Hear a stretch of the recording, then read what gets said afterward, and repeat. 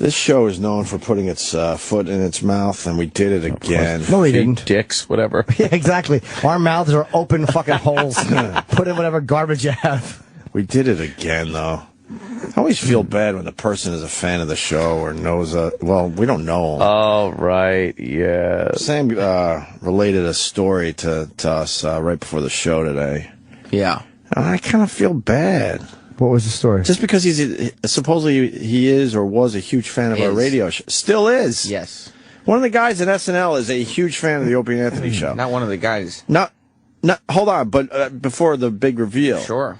There are times where people go, oh, I'm a big fan of you guys, and then you ask a couple questions innocently, and you realize that they're just saying that. It's bullshit. When I finished talking to this person, you had no doubt he's a big fan. I said, nice to meet you, and he said, it's great to put a face with the voice. Oh, no, with your voice? My voice. So he's a fan of yours, too. Yeah. He's a big... Be nice to put something interesting with the voice. Before the big reveal, what made him a big fan? What were some of the things he told you? Well, this person, he's a performer, obviously, and he's been a fan for a long time. Okay. Like, NEW days? NEW days. Like, his first, one of his first acting gigs, he played, like, just like a background janitor, and it was with Richard Grieco or something like that. Ooh. And, just name dropping. He skipped it. He didn't show up to perform because he was listening to the Voyeur Bus. Oh. And he couldn't leave his radio. One of his first acting gigs. His first acting gig. Yeah, one of his very That was early. Frank Vincent. Bad guest guy. The Voyeur Bus was very captivating. Yeah. Yeah. If we paid them $1 million, we could start playing that audio again. He used to go to your They're holding show. us up for our fucking God, we never tapes. played the Voyeur Bus again. $1 million? Well, that's what they started at. I'm like, what are you, crazy? Who has $1 million laying around? I do, but I can't spend it on that. He used to go to your show events. Yeah? Do you? Yeah. I do. He used to go to events? Yeah. He's been to, like, strip clubs to see you guys. Dance? I didn't know you did that. No, I thought it was just a Oh, show I mean... event. I didn't. Oh, well. Before my time, I guess. Isn't that awkward? Awkward. And yeah, now he recently got Sirius XM back, and so he's been. Wait, what about the Ron and Fez one too? You were telling me. I'm just hammering this home. He's a huge Ron and Fez fan as well. He's an Opie and Anthony Ron and Fez fan. Man. Right. He approached Ron on the street years So lucky. ago. Hours of entertainment right here on one channel. All excited. To say, hey, Ron, Holy fuck, that's Ron Ron. Bennington, I'm a big fan, blah, blah, blah. Okay. Before anybody knew who he was. Now... What'd Ron say? With his headphones on, just fist bump him? Hey, buddy. Hey there, buddy. Hey, thanks. Appreciate it. Now he's got Sirius XM back, he said, but he's been, like, in the meantime, going on YouTube. And going to YouTube to search Opie and Anthony bits. Oh, boy. Listen to a couple of the clips. Listen to some clips. And then what happened? He found his name in one of the clips. Oh, no. And said, I gotta hear this. We're fucking idiots. No. Is a blunder on his part to click that link, though. Yeah. We got excited, like, holy fuck. I'm a fan of these guys. And they're obviously now- a fan of mine. Yeah, because they're talking about me. Unfortunately, you were not talking about him kindly in the clip that he listened to. And it was a long clip. Oh. I believe it was about an hour that day. Probably. A good hour beating. Yeah. Yeah. And he wasn't, by the way, searching for himself. He was searching for you guys. Just to have a laugh. And then got excited, like, holy fuck, they talked about me. This is amazing. This is like a childhood dream come true. And then he had to hear us bash him for an hour. That's about right, yeah. Oh. And he was in here yesterday? He was up, yesterday afternoon. And you talked to him. I did. I got to interview him. But how did that come about? I just had an interview scheduled with him. Oh, okay. It's Drunken Uncle. Yeah. I don't even know his real name. guy Bobby Moynihan. Bobby Moynihan. He's huge Drunk on Uncle. SNL. He's been there a while now. He's a staple on SNL. He's going into his 6th season on the show. And I guess the bit was, it was at one of those benefits, right? It was at 12. There's a picture of him. And the on garden. thumbnail. It was out of context. Was it the Sandy Relief concert? Yeah, okay, it was the yeah. 12-12-12 concert. Yeah, it was And he went up there with who? Seth MacFarlane. Yeah, it was Meyer. Seth. I'm sorry, Seth Meyer. Yeah, sorry. Yeah. So Seth Meyer and him did Drunken Uncle in front of a live audience at Madison Square Garden. Yeah, right? on stage. And it bombed. It went over like a fucking strong breeze. Thinking it was Sandy relief. Yes.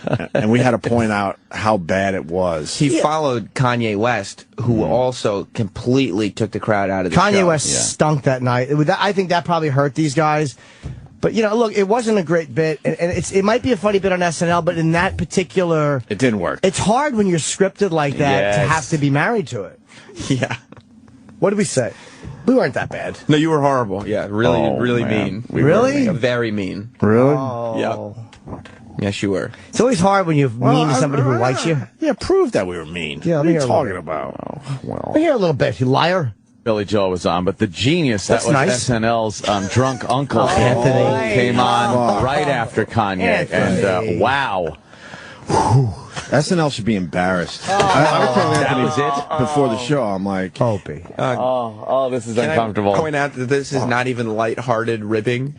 You guys are being like, this is just terrible. Opie. You I guys feel really bad now. You I sound do. mad. Like, what the fuck was that? I remember trying to call these guys off and stop the bit, and they wouldn't. Maybe I just keep playing some more. Oh, this is so really? terrible. Yeah. and this guy is, and he's a fan of ours, for real. Not the guy next to Drunk Uncle. Right. Drunk Uncle himself is a huge Opie and Anthony fan. Okay. Oh, man. He was.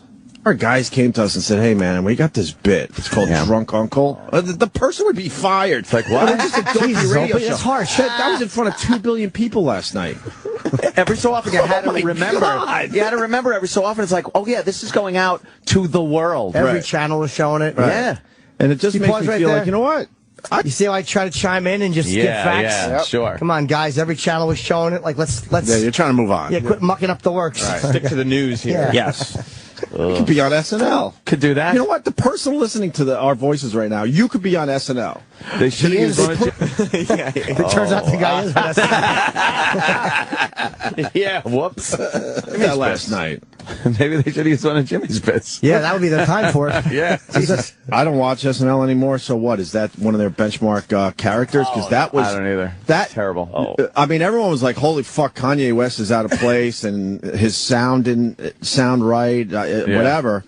And then he was let off the hook by Drunk Uncle. Oh, Drunk Uncle. Oh, good. Oh, you found Drunk Uncle? Good news. Oh, boy. Very good news. Who plays Drunk Uncle? Bobby, I think his last name is Moynihan. He's one of the. He's the new chubby guy on SNL. Ah, the new fat guy. You know, Horatio Sands. Body fascism.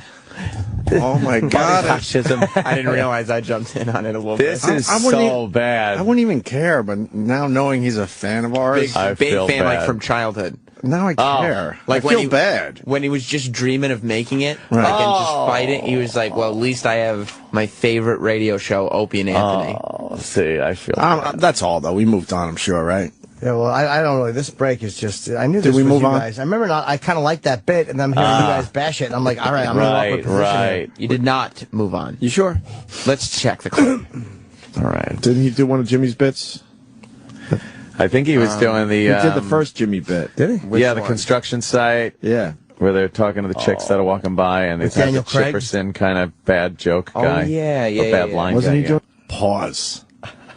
Remember, we had our suspicions. Oh, no. Now we have the connection. We bashed him. Now we can't accuse him of ripping off. But we had Jimmy. suspicions that this guy ripped off one of Jimmy's bits, and we're like, well, that's crazy. We're big-headed. We're being big-headed that they would even be paying attention to us. But now it turns out the guy is a fan of the show, so he may have heard Jimmy doing his thing and maybe kind of Oh, now he's inspired. being. inspired by Jim Norton. He was inspired. This break started as us, seeing how nasty we were to him, and now we're going to accuse him. Well, in the end, we stick up for Jim Norton.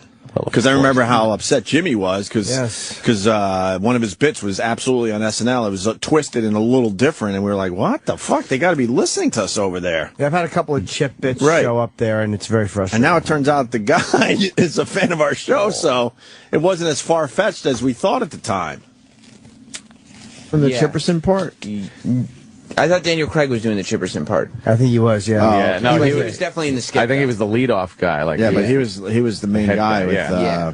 Okay. They've come to accept weak lines as okay in SNL. Yeah. Like really soft. It doesn't have to be dirty or all edgy, but it seems like they've accepted a lot of weaker lines than they should. Yeah. Like there's a funnier line you could put there. And Absolutely. I know it's live TV and it's fucking once a week and it's a lot of work, but some of it I'm like, what are you guys doing? It's awful. Mm-hmm. Well, what do we listen Very to? fair criticism by me at that point. Oh, was And it? non-specific. Who knows who you were talking about? Yeah, they've come. Who's they? The powers that be have come to accept weak lines. Meaning, I'm saying that the actors probably have much better ideas. Oh, is that it? Yeah. Specifically All right. Bobby Moynihan. Yeah. Okay. Really. Oh, boy. Something special. Something special. And something tells me we're not going to turn around like we did on the Sandler song with this one. Imagine it's so hilarious. We're like, oh, okay, yeah, this wrong is good. attitude. No. We have blinders on with Sandler. It turned out that song was all right. Yeah. Fair enough. All right, let's hear the drunk uncle. Joining me now is the perfect symbol of the holiday family experience. Imagine Please him help me in listening welcoming to Drunk this. Uncle. I saw 3 drinks come sailing into my mouth and I spilled on my shirt. Merry Christmas, everyone. All right, give it up for Drunk Uncle, everybody. Hello. Is he trying to do Artie Lang? Tell us so you enjoy the holidays. It really kind of when I looks get like. to spend all my money on crap that nobody wants? Hooray for me. Ugh. I mean, what happened, man? Kids used to dress up for Christmas, Seth. You know? Before we opened presents, we had to put on tuxedos and a cake. We had to do it. Nowadays, you can't even say Merry Christmas anymore. You know? You gotta say, hey, baby Jesus, are you on Foursquare? You know? Is there a room at the inn with Wi-Fi? Were you telling me that, or was the clip telling me that? Oh. Opie's now eating. Anthony's burying his hands in his face. Yeah. And I'm just pinching my shaft. I'm very embarrassed. Anthony's humiliated. I don't. Oh God, this is embarrassing. I want to hear what we said about it. That was Opie on the tape saying pause. Because we had some things to say. We heard enough. Yeah, apparently we were going to say, like, what a terrible crowd. Yeah. Unfair? Yeah. He knows he's bombing because he's adding the you knows, right? Oh man, That's a guy going, holy fuck, this is not working. How did they think Because I don't think you know is in the character. Look at Jimmy's face. He's covering up. It's painful, really right? uncomfortable. This is in front of 2 billion people. Oh, It's he's bombing. bombing. Yes. It's really uncomfortable, right? Yeah. You have that, like, uncomfortable feeling. But you don't blame the audience either. You're like, yeah, the lines are not No, good. the material is not there. It's terrible. Wow. All right, we're back. That was. All I'm doing is imagining him like searching this out, or searching out an Opie and Anthony, just a You random wanted bit, just a fun Opie and Anthony. and going like, "Oh, cool, they're talking about me." And this is worse than he ever could have expected. Like, this is a terrible deconstruction of his bit. Jim went out of his way to Yes. say you cannot blame the audience. Right. Just when he's like, well, the audience really wasn't there. And then Jim's like, yeah, you can't blame the audience. It's the material. It was bad. I'll say that now. It wasn't a particularly. It was a weird thing. Like it wasn't meant for Madison Square Garden. No, it wasn't. No. Because it's a bit that you're too married to the dial. Like on a stage like that, in that type of an atmosphere, I think you have to have a little more flexibility in what you're doing. You have to be able to. SNL never breaks the wall, and I think in a bit like this, you might have had to break the wall and go, "This is really bombing." Like, it might have been funny if he had addressed it like that. Like, this is going nowhere. Maybe, yeah. Let's hear some more, though. I'm sure we pull out of this. It's almost over. No. I would much rather have just heard Seth talking about something. Funny or not funny, I would have still been interested to hear it. Let's, maybe it gets better. Maybe it gets better. I like Seth. Is there a room at the inn with Wi-Fi?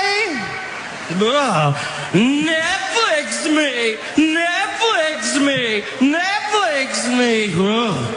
You know what kids need to put in their Netflix queue? An honest day's work. All right, Drunk Uncle. Now, Were you affected at all by Hurricane Sandy? My ex-wife was named Sandy. She broke her hip last week. Is she going to be okay? I hope not. Oh, no, come on, drunk uncle. Every marriage ends in tears. Birth. Kids don't even give thanks anymore, Seth. They just give each other Pokemons and HPV. Oh, drunk uncle, that's not nice. Speaking of HPV, I saw Pearl Jam backstage. That was a nice group of ladies.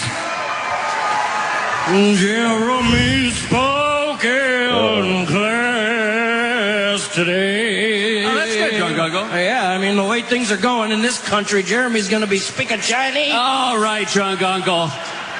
I think you're a little too drunk. I'm not too drunk. Okay. So I wasn't prom king, okay?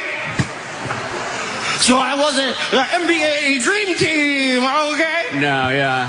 So I'm not Jay-Z West, okay? So I'm not Too Fast, Too Furious, Tokyo Drift, okay?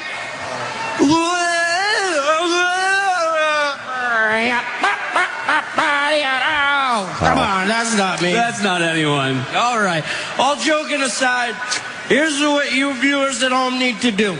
I want you to make a sex tape. Okay, no. And send it to Sir Paul McCartney, No, don't do care that. of England. Nope. P.O. Box, England, Don't New do York, that. New York, 1000000000069. That's not his address. Merry Christmas, everyone. Merry Christmas, everybody. Enjoy the rest of the show. Drunk uncle, everybody. Oh. 1 minute left.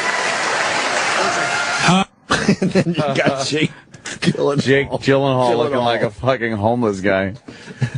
I bombed worse than I remember. That's really bad, right? That was horrible. Oh, my God. And all kidding aside, hey, drunk uncle, how about you start with a little kidding? Yeah. Wow. Did that bomb. I love that it just made everyone uncomfortable. Wow. Made everyone uncomfortable in the room. Yes. I see it out there in Radio Land. People are tweeting and on the you instant pause feedback, this? they're like, oh my God, that's so... Could you pause this for a second? We're back live for this incarnation. Yep. Aren't we just doing it over again? Well, aren't we just playing it again? And listening how bad it really was? Yeah. Well, this is the clip that he had. I know. He searched out and listened to. Yeah. And now it'll be like, oh, okay, I talked about it. I addressed it with Sam and told him, Sam, what big fan I am. And then now we're just doing it all over again because we're all sitting here listening to the replay of the replay, cringing. Yeah. It really did bomb very badly. Let's see how we wrapped it up that day. Okay. All right. This is about 6 months ago. And the lines weren't good. That's the problem. The writing was horrible. Good. Did he just make that up, you think, on the spot? No. That was. It looked like he was reading the teleprompter at one point. He might have went off book a little bit, but it looked fairly, or maybe he had a cue card guy. I don't know how SNL does it, but The weird thing about SNL is they feel like if they can get a character on television multiple times, it's like this cultural thing that people will get. Like it used to be. Yes. But it's Rosanna Dana. Exactly. But it made you laugh back then. Like, yeah, the material was there. The writing was there. That's a horrible character, and the writing stinks. We're back live here. It's the day James Gandolfini died. Just in case you're wondering what we mean. Well, I just want to hear how bad it was. Well, you really brought it home. I don't remember. But you didn't leave any room for interpretation. No. That's a terrible character, and the writing stinks. That's the one that was the nail in his coffin. He's like, well, it was a rough set. It wasn't very good. Oof. But you just kind of summed it all up. You're going out of your way to not only say that it was the wrong place and the wrong this time was before for I that knew. character. You're saying the character is terrible, and you said earlier in the clip, if somebody pitched you this character just for this dumb radio show, right, you would fire them. I acknowledge They'd be fired. I acknowledge it's a dumb radio show. And can I defend myself? This was before I knew that he was a big fan of the Opie and Anthony show. That's what makes it worse. So we would have been open and honest. Yeah, that was your gut feeling. We would have smoothed out the edges a little bit that day. Did you realize you only heard like a murmur from the audience the whole time? It never changed the dynamic of the audience. You never heard, like, there was a little bit of a gain when he mentioned Pearl Jam. Right. And McCartney, Yeah, McCartney. The rest is just like people were talking amongst themselves. They gave up on even paying attention. Oh yeah. See, we're just because there wasn't even booze. They weren't even annoyed enough to boo. They just said, fuck it, let's go get a beer. Yeah. Well, I'll say they probably wouldn't boo at a charity event like that. Like they might, but they would. Madison Square Garden, New York City. Come on. Let's. I want to hear how this clip. We have less than a minute left from that day, 6 months ago. Lorne Michaels should be ashamed today. Okay. Right when we kick back in, Opie comes up with another fucking cruise missile. But see, the anger that day is because of you, Jimmy. Because I know where this all started. Yeah, so I wasn't gonna fucking, sit back on this one. Wow. Because Jimmy, I saw it in his face, the frustration that he felt like SNL was kind of ripping him off a little bit. Yeah, not on that one, or taken from him. No, I know, but I know it was this guy, in another skit. So this is where the venom's coming from, because I know how frustrated you were. You come up with this very original character. Next thing you know, it's sort of on SNL in a slightly different way. Fuck yeah. And the writing stinks. Lorne Michaels should be ashamed today. Probably is. Well, he signed off on that, I'm sure. They probably went to him and said, look, you got a few minutes on this, this concert. What do you want to do? Yeah. And he had to be the one that said, let's do the drunk uncle thing. Seth, do drunk uncle. Okay. You think even Seth Meyers was like, oh, God. They must have known, when they started, oh, boy, this isn't going well. Sure, because he kept calling him drunk uncle. Yeah. Drunk uncle. Oh, drunk uncle. Anything to have more Seth words and less drunk uncle words. Chip or Uncle Paul. Yeah. Uncle Paul would have been a great addition to this. Oh, really? Yes. It would have bombed, but at least it would have made this radio audience enjoy it. That guy's on SNL, and we would never have him on this show. I would never have that guy.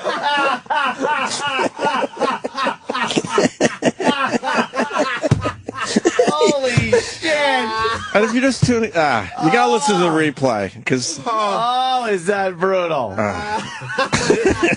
That was the worst thing that could have been said. Dude, it's one gem after another. I have to say, Opie was the most ruthless during this. It was so mean. This little deconstruction. I was sticking up. I know where I was that day. Wow. I was sticking up for our pal Jim Norton. Thank you. I was very fucking mad because it was 2 or 3 weeks in a row where we're like, what is SNL doing?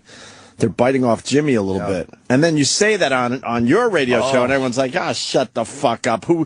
Like the SNL guys are listening to you. But then we have the connection. The guy turns out to be a huge fan of our show from back in the day. This guy thinks that you're very talented, Opie. Oh, my goodness. And you said Lorne Michaels should be ashamed and that you would never have him on the show. I love that.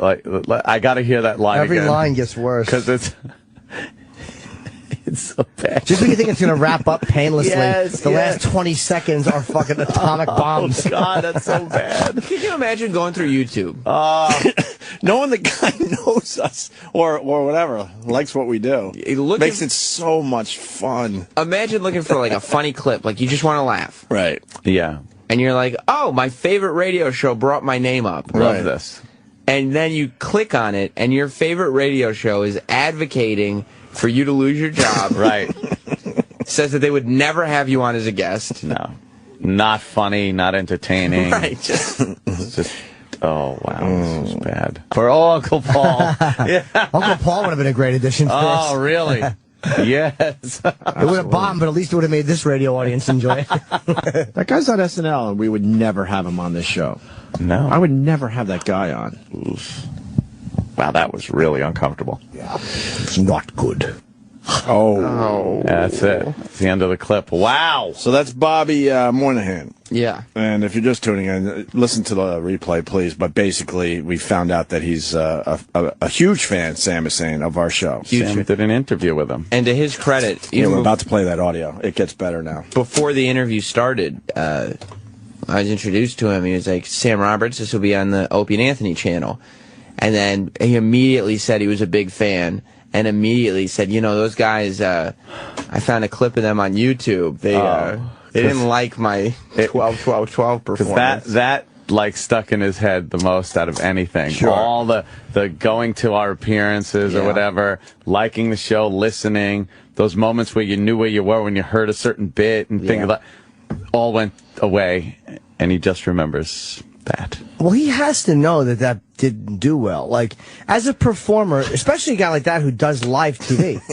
Jimmy. I'm not even shit on him. There's a difference between knowing you didn't do well and listening to people that you have admired over the years taking runny diarrhea shits on everything you hold dear. Yeah, but in all honesty, he had to know in that moment. Like, I would love to ask him in that moment, how long into that did you realize we are in trouble? Uh-oh. Like, was it the first line, or is there something because like, as a stand-up, I'll do a bit, and I'm surprised if whatever line I've chosen as the opening line doesn't work, because it's usually a line I think is strong. So then I'll go into the second one, and when that doesn't work, sometimes you'll even jump ahead and pull out something that you know is a fucking punch.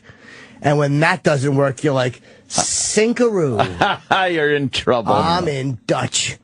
And I'm wondering with him... when that moment was where, was it after the opening song, or was it one line in? We just don't hear any fucking talks about it reaction. in the clip. Oh, good. But why wouldn't you just acknowledge? I don't understand that. You're bombing so badly. Why would you just continue and try to get to the end of the bit? Wouldn't you just say, just blow up your spot? Well, was he a stand-up or just a sketch guy? He was not a stand-up. See, a lot of times sketch guys are what makes them good is also what dooms them, is that they are married in that moment to the scene.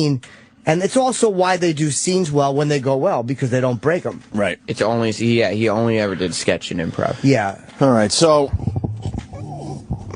yesterday he came in and Sam interviewed him. Must have been comfortable. That's when we learned that he was a fan of ours. And I intended to kind of just ask him how that night went. I had no idea that it was going to be in this context. Oh, wow. Okay.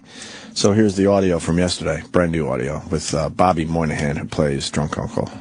But I didn't know that you were a giant Opie and Anthony guy. Yeah. I've been listening for years. And we were talking, and you've heard their take on Drunk Uncle at the 12-12-12. I think I found it on YouTube. I was just looking up Opie and Anthony stuff. I can't do this. Did you hear the part where he said he's been listening for years? Yeah. Well, like I said earlier, we hear that a lot from celebrities, and then you realize they're just saying that. Yeah. I can always just say that. It sounds like he's not. He's 100% telling the truth. Yeah. Looking up Opie and Anthony stuff and saw my name. For your and was pleasure. You're like, I just like to laugh. Well, I just got serious again. I hadn't had it for a while, and then. Can you pause? Can I tell you what I hate about Sam in this fucking interview? Sam knows that he's not guilty in this clip of anything. So he can pretty much just cheerlead and go, so what happened on the clip with Opie and Anthony? Because he knows he didn't say anything. That's the beauty of Sam, though, man. Troublemaker. He's not going to hide. I love it. No way. That's what I like about Sam. He doesn't hide. Why would he hide? He didn't say anything. No, but I don't hide when I point out other people's murders. But if you rape somebody, I'd be happy to talk about it. You're like, I just like to laugh. Well, I just got serious again. I hadn't had it for a while, and then started listening again and got back into it, and then was looking up stuff on YouTube and saw my name and was mortified. I was like, oh no, what have I done?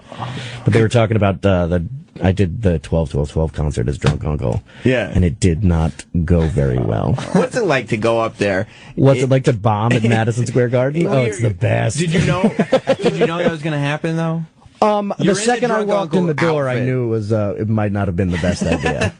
So you're in the Drunk Uncle outfit. Standing in the Drunk Uncle outfit. Chelsea Clinton is standing there. You look like an idiot. Every single rock god is in a room, and you have makeup on, and you're holding a fake drink. It was a wonderful thing to be a part of. But, of course. But the lasting scar will last forever. Yeah, I found a video where they were bashing me. Opie and Anthony were bashing the performance, and rightfully so. You found that. I completely agree with everything they said.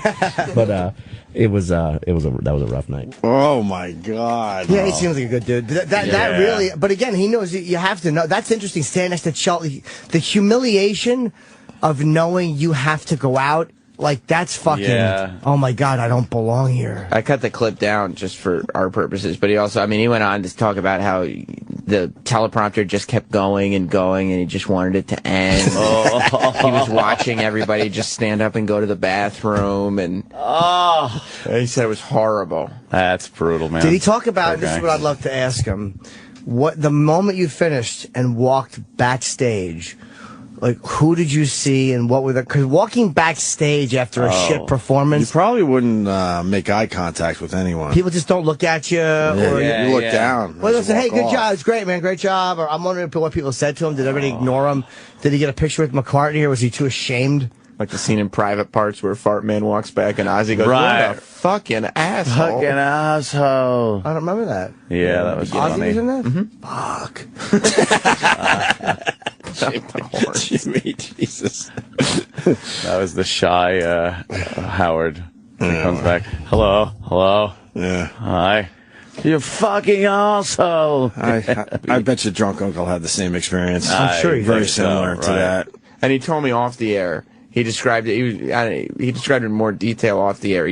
I believe he said he was listening to you guys and wanted to tear his heart out of his chest. Oh, no. Yeah. Oh, no. We got to get him on now. Oh, we do. Now we have to get him on. Even though we said we would never have him on. No, you said that. Oh, Opie, that was a good one. Yeah. Yeah. Well, now there's a connection there. We got to have him on. Well, yeah.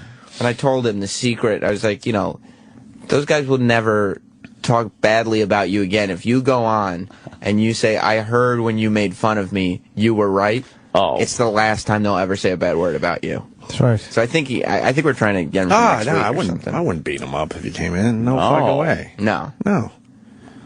Not with everything we've learned here today. He's a talented guy. I know what I'd probably say. Chip. Looks like you sobered up. Fucking place will go nuts. When? After that. A little later.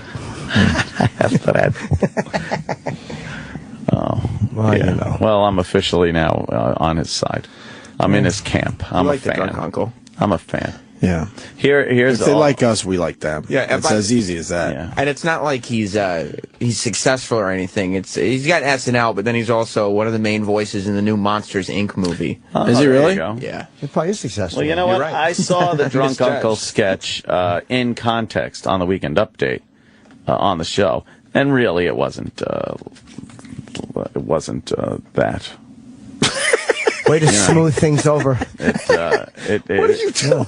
You sound like your parents making up right now in 1972. It works under the context of, oh my God, is he Guy Fieri? He does a great Guy Fieri. Oh, let's hear his guy. You know what?